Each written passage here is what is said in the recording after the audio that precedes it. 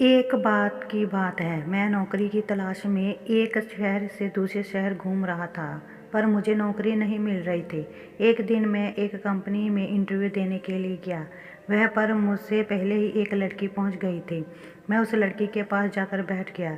वह लड़की मुझे इस तरह देख रही थी कि मानो मैं उसका कोई दुश्मन हूँ, पर मुझे कुछ ही भी समझ में नहीं आ रहा था। हम दोनों का इंटरव्यू हुआ और हम दोनों ही इस कंपनी के द्वारा चुन लिए गए।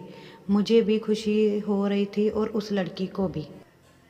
बाहर आने के बाद मैंने उस लड़की से पूछ ही दिया, तुम मुझे ऐसे क्यों देख रही थी? उसने कहा, मुझे ऐसा लग रहा था कि तुम्हारे कारण मुझे नौकरी नहीं मिल पाएगी।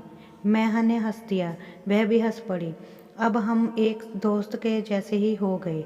वह उस शहर में नहीं थी, मैं भी उस शहर में नया ही था। हमने रहने के लिए कोई किराए पर मकान की ज़रूरत थी।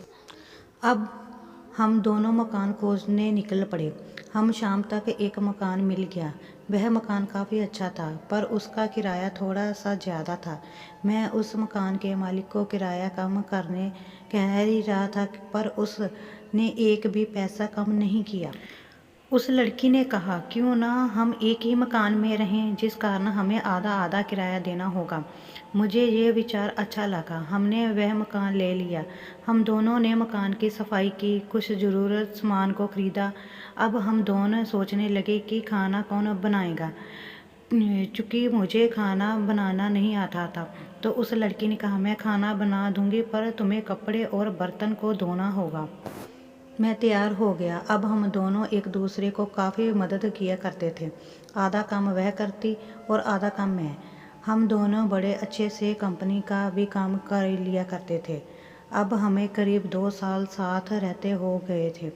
मुझे वह कोई पराया नहीं लगती थी। हम दोनों अपने बारे में एक दूसरे को बताया करते थे।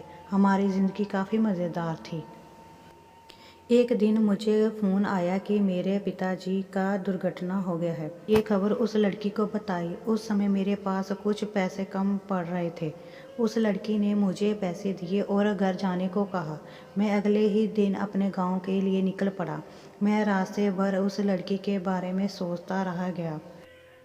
मेरे घर आकर मैंने पिता को देखा। उन्हें कुछ भी नहीं हुआ था। मेरे घर वालों ने मुझे शादी करने के लिए बुलाया था। मेरे घर वालों ने मेरे लिए एक लड़की देख रखा था। मुझे उससे शादी करना था। अब मेरे दिल और दिमाग में बस वही लड़की थी। मैंने उसे फ़ोन किया।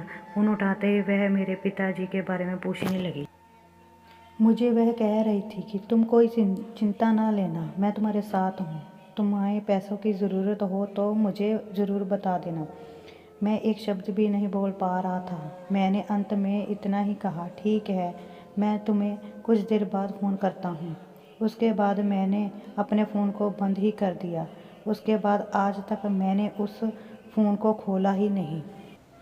मुझे आज तक उस फ़ोन में से लड़की की आवाज़ आती है। उस लड़की के साथ क्या हुआ, अब वह कहाँ है, क्या कर रही है, मुझे कुछ भी नहीं पता। मैंने उस लड़की से शादी भी कर लिया जिस लड़की को मेरे घर वालों ने पसंद किया हुआ था। ये कहानी मुझे बताते हुए मेरी आंखों में आंसू निकल रहे हैं। बस मेरी यही कहानी है। इस कहानी में प्रेम को तोड़ने वाला सिर्फ मैं ही हूँ। अगर दोस्तों आपको ये वीडियो अच्छी लगी है तो प्लीज़ चैनल को सब्सक्राइब और वीडियो को एक लाइक ज़रूर कर देना।